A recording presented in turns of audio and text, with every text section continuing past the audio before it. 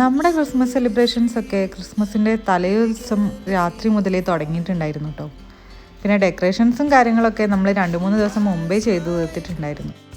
ഞങ്ങളൊരു കുഞ്ഞു പാർട്ടിയൊക്കെ അറേഞ്ച് ചെയ്തിട്ടുണ്ടായിരുന്നു കേട്ടോ. നമ്മൾ മാത്രമുള്ള ഒരു കുഞ്ഞു പാർട്ടി.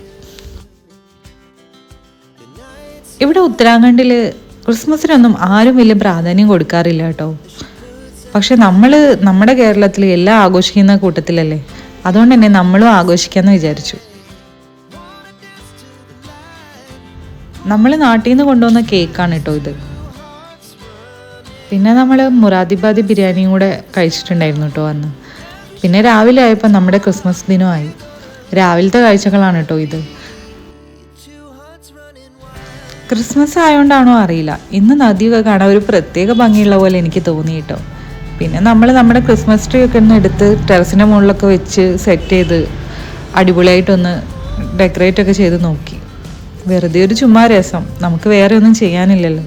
രാവിലെ ആയപ്പോൾ നല്ല നൂൽപുട്ടും പിന്നെ നല്ല ചിക്കൻ കറിയും ഒക്കെ കൂട്ടി കഴിച്ചു. ക്രിസ്മസ് ആണെന്നുള്ളത് നമുക്കെങ്കിലും ഫുഡിലൂടെയെങ്കിലും നമുക്ക് അറിയിക്കാമല്ലോ.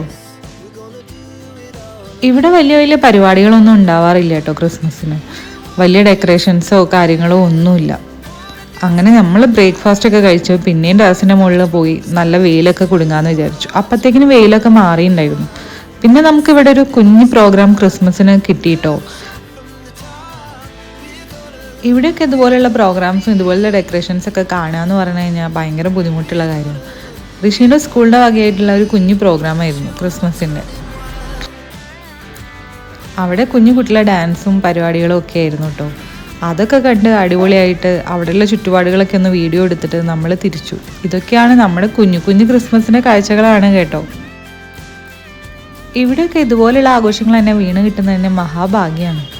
അങ്ങനെ അവിടെയൊക്കെ പോയി ഡാൻസൊക്കെ കണ്ട് വരുന്ന വഴി നമ്മൾ ചായ കുടിക്കാൻ കയറി കേട്ടോ.